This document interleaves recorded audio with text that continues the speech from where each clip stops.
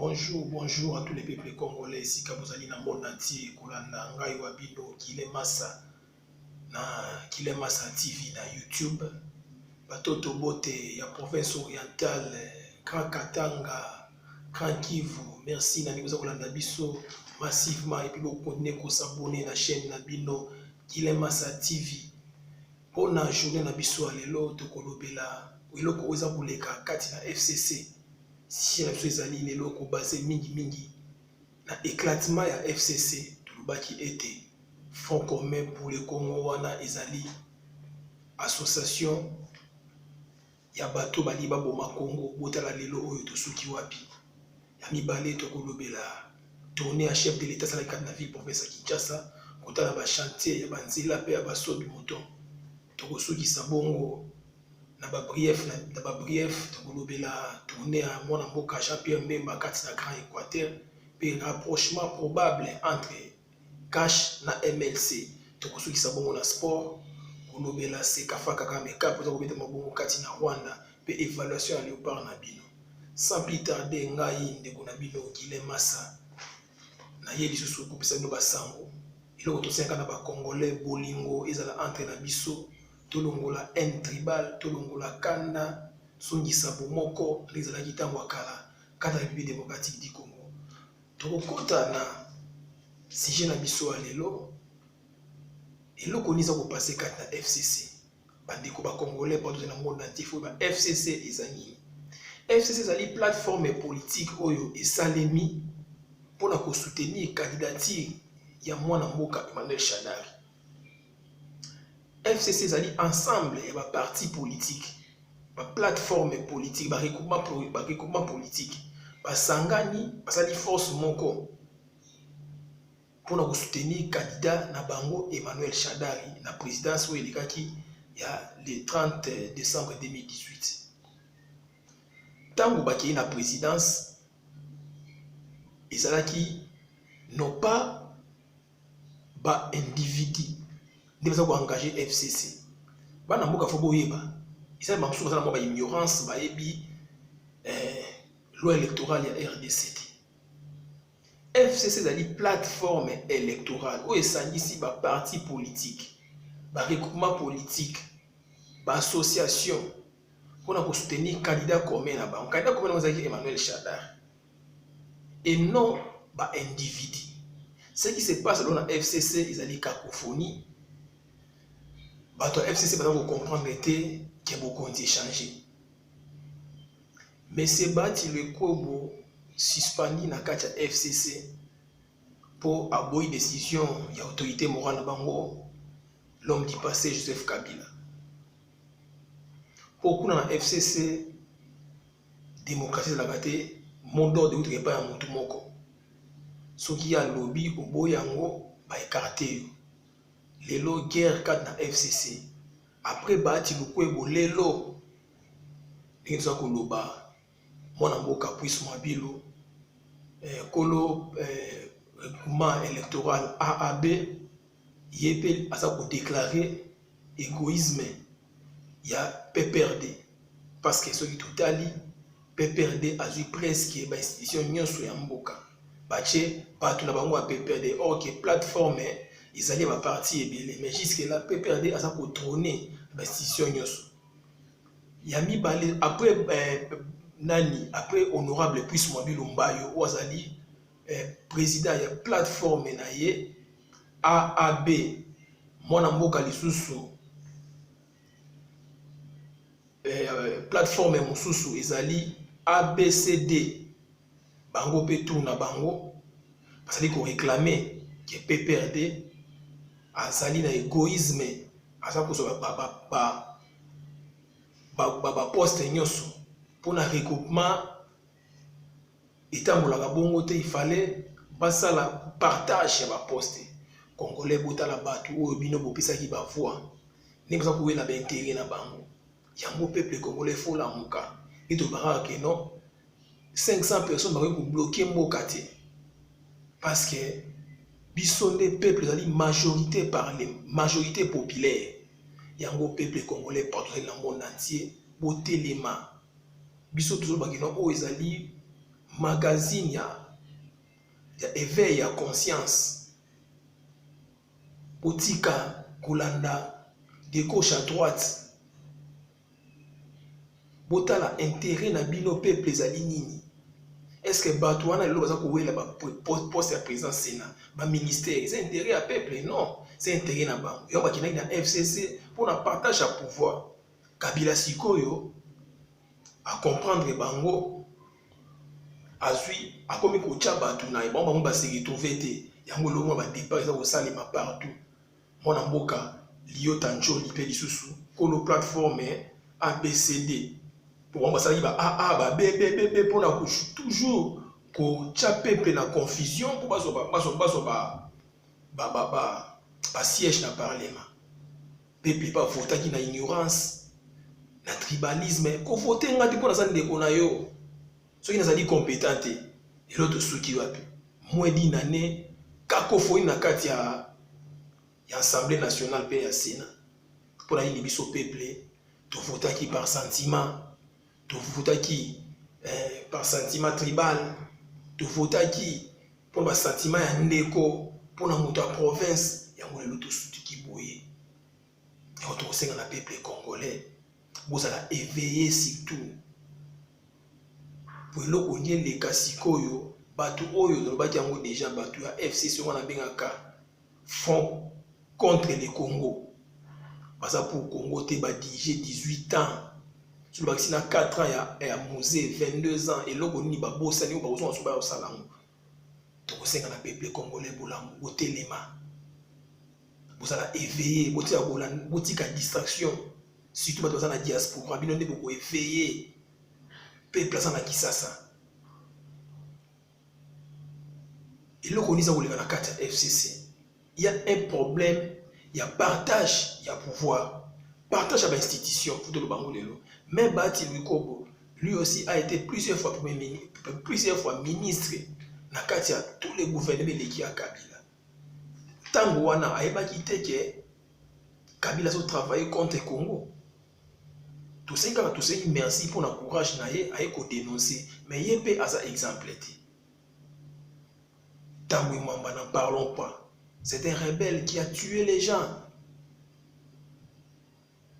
Lelo, Kabila a apporté comme président à Sénat. Est-ce que Lelo connaît se préparer na Sewana?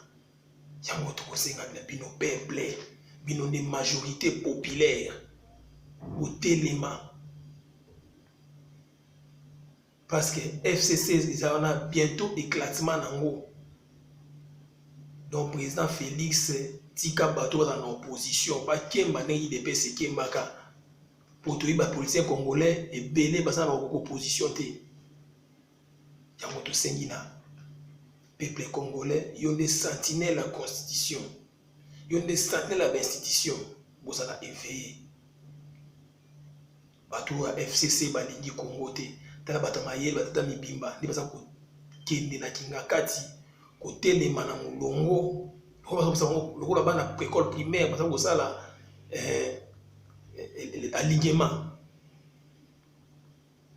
ba grand professeur ba magistrat minene ba avocat minene ba docteur en mais talande ba similier devant mutu moko boye oyo asa sur le côté ça ko lakisa que non bazana besoin ya peuple mais ba oyo ba comprendre lelo biso doit kosenga lino ezala Bati Lukwebo ça obaza boya même plateforme ya honorable Puisse Mwabilu ezala ya honorable Liota Njoli bosenga peuple congolais pardon pour travailler ensemble na Kabila pendant autant d'années lelo bomoni intérêt na nuezate ouye vers peuple nega monsieur Bati Lukwebo ba komi autonome. Merci, vous êtes autonome, vous avez une alliance exacte. Dès que comme nous 3 forces, dans le Parlement, dans le FCC, dans le CACH, AFDC allié. Donc, il y a des bons présidents qui ont pressé comme ministre gouvernement, ordre écoute dans la Assemblée nationale. ordre ekota na kati ya Sénat ti gouvernement kobima et puis tokosenga na président Fachi majorité na parlement ya société. C'est le moment où tu as informateur. C'est le moment où tu as informateur. Atala si il y a vraie majorité eza wapi pour to misa gouvernement ya solo au peuple on so CP là. FCC eza nini? FCC ezali rassemblement ya batu oyo basali ko banda tanga Mobutu tango ya Kabila le père na tango ya Joseph Kabila. Ba Congolais bofungula misu botala groupe ya batu wana. Basalaka pour l'intérêt ya peuple te. Le soki FCC za ko panzana, za pour ba propre intérêt na bango. Quand o FDC ba mon intérêt na bango te. Quand ya ABB ba moni kana bango te, quand ba sina ba moni intérêt na bango te, yango le ko yimboy. Yango tokosenga na président de la République ndenga lobaki a soutenir justice dédoublement ya parti politique ndenge salemaki na homme du passé ezonga lisusu te ke ba IDPS boye IDPS kingani ba parti komaki mibale te ozali pouvoir asika na posa makambo elekaki na pouvoir passé ezonga lisusu te pour que vous soyez chef de l'État pour vous voyez que non ou y a état de droit na zona posa tout le monde a mis sur la mon côté.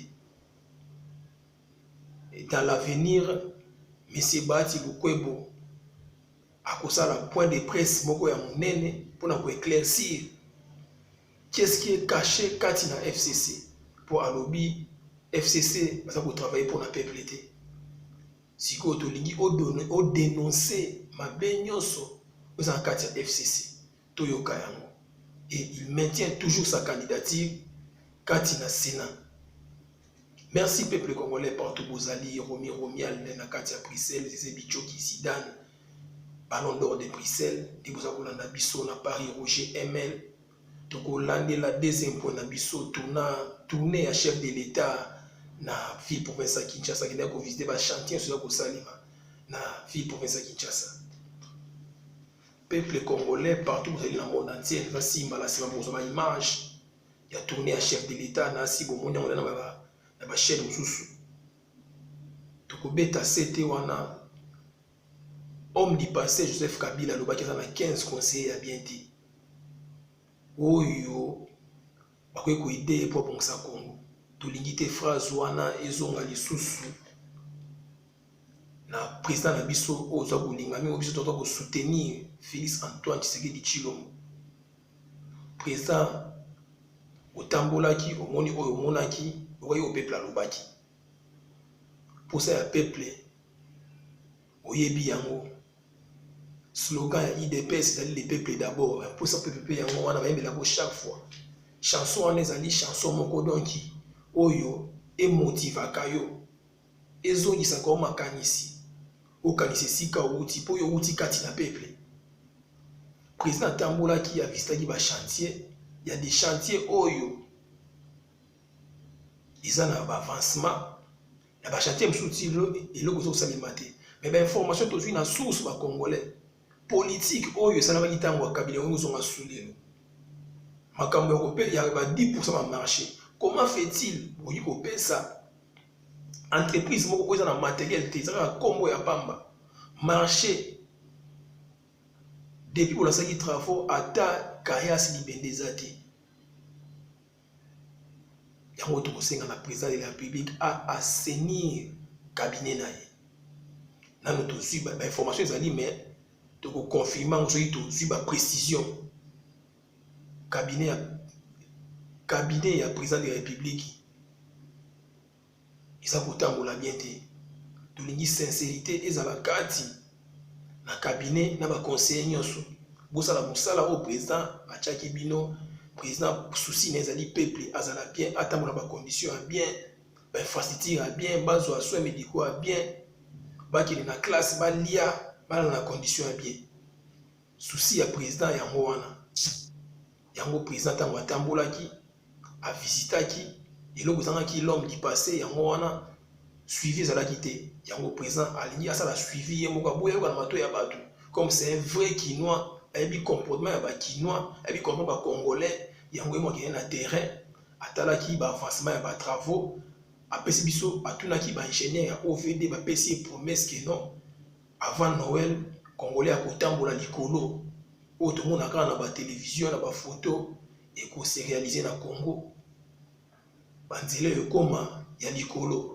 Merci sous la chef de l'État na ndenge oza kotelema toujours na tina ya bolingo ya Congo na tina ete makambo nyonso ebonga kati na Congo parce mboka ezalaki détruit pendant 22 ans bato oyo bazali na ngambo ya FCC bazali na leson ya kopesa yo te bazali na bolamu bakobima te mpo na peuple congolais. Merci na point oyo na prochaine édition bokozwa baimage mpe baintégralité ya bainspection nyonso ya chef de l'État oyo asali na bachantier chantier ezaka na Kisasa te partout na Congo misala eza kosalema partout na Congo na lobby parce que baprécision ezali partout na Congo masolo eza kosalema. Tokoleka sikoyo na point na biso ya misato sur Lamuka. Toyebi te Lamuka soki eza kotambola ndenge nini lelo mwana mboka tozoloba Jean-Pierre Mbemba azosala tourner na Grand Équateur. Toyebi te soki eza message ya vérité désigne to ezali mpona ye moko na MLC na ye côté ya Martin Fayulu Madidi ye mpe alobi ya kokontinue bapériple na ye tourner na mboka mobimba côté mwana mboka mpe Moïse alobi il faut abanda safari na ye na mboka mobimba. Toyebi te nani aza kolobela Lamuka, nani aza koengage Lamuka parce que moto nyonso na coin na ye lelo aza na message na ye po biso toyebi ke non ntango bakutanaki na Bruxelles balobaki ke non Lamuka ekomi plateforme politique basalaki baconsensus basalaki barèglement d'ordre intérieur basalaki bastatut na bango mais lelo toza kocomprendre te nyonso wana eza respecté te muna moto akoloba na ngambu na ye muna moto akoloba na ngambu na ye tokotala nini ekoleka na Lamuka parce que il y a toujours départ eza mikolo nyonso mpe Baba Kyungu Mbusa Nyamwisi Jean-Claude Vwemba lelo Freddy Matungulu toyebi te soki Lamuka ekotikala kaka na Madidi na Mozitu. Tozwi mpe so information mosusu na source probable rapprochement entre MLC na Cash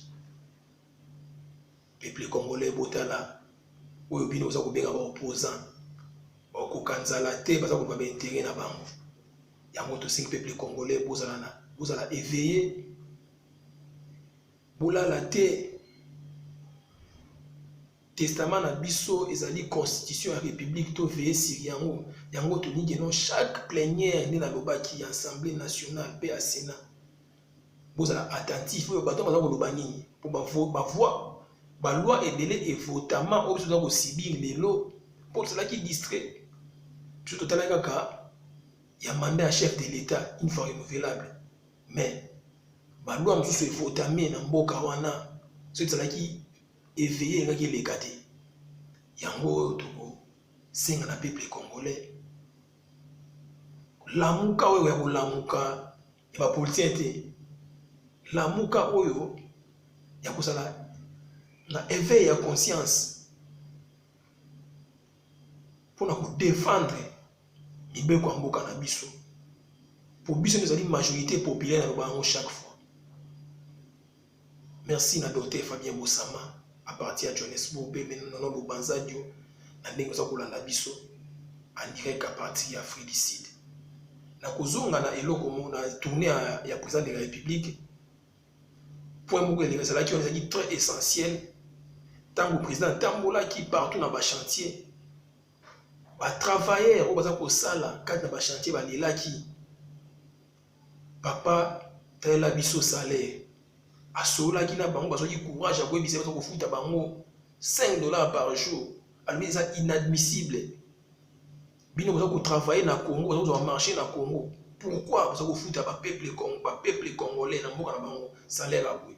Alors la prochaine tournée avant fin de l'année, aligné mon changement.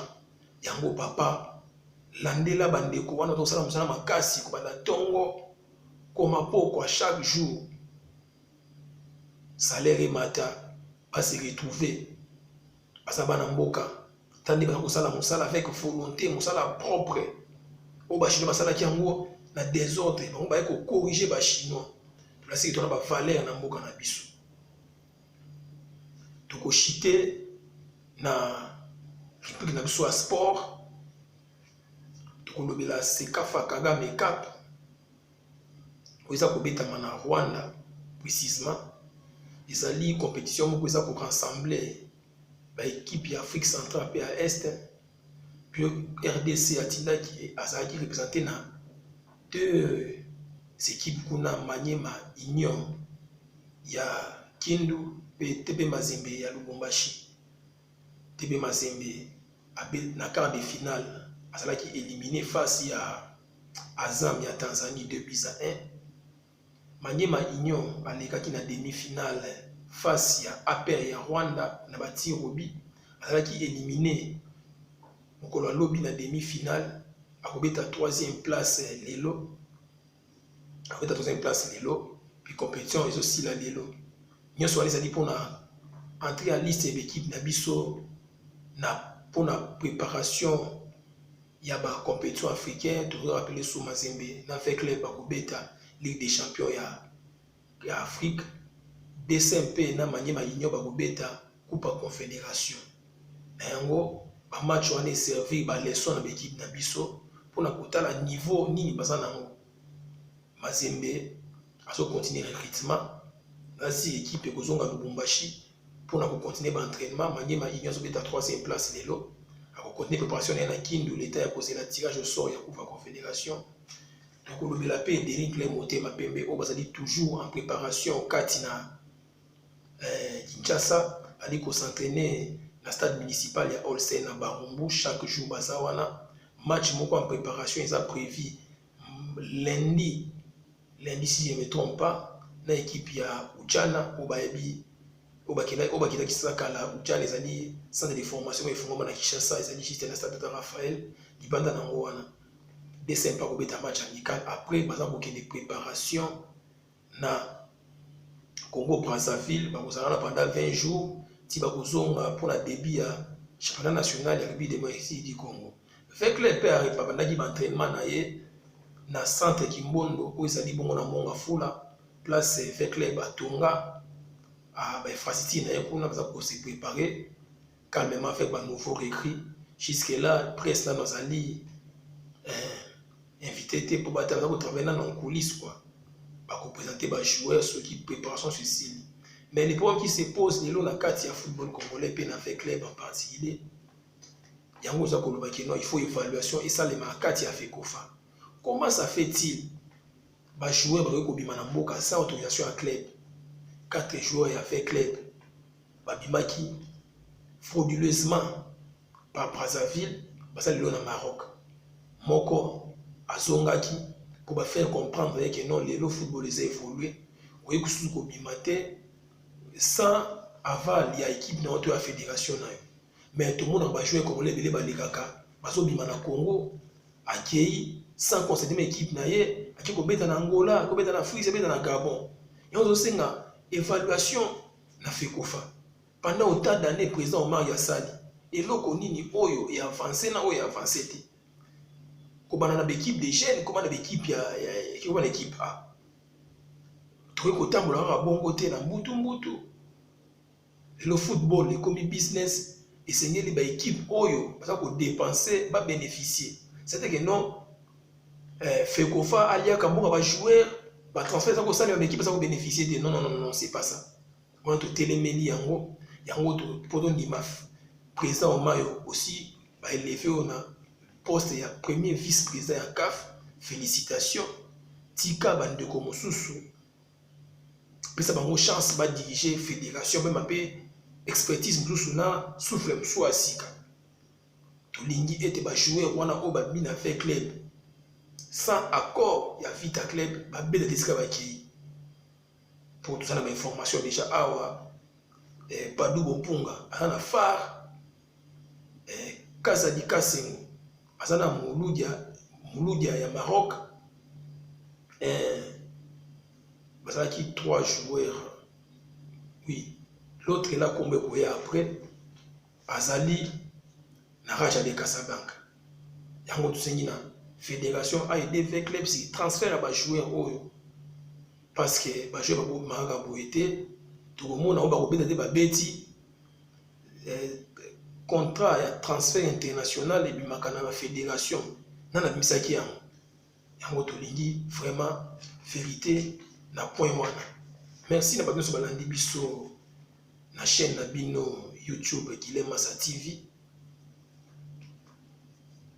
tokopesa mbote na bato nyonso baza ko remercier baza ko soutenir biso moralement pe na ba conseil pour la bonne marche émission to magazine na bino sali ko sala Tony Bunzi na Paris na pesio mbote esiko zali Gilles Gilberto na Panama mbote ya trop Dede Mutombo na États-Unis Papi Kabuya Pachen ya yo yango wana base nyonso ya limete mososo esika bozali mbote na bino yango wana la fili mosopa héros national Simba toujours base merci na peuple congolais beau partager émission au éveil à conscience vous publiez en partout vous connaissez vous s'abonner massivement merci que vive la RDC.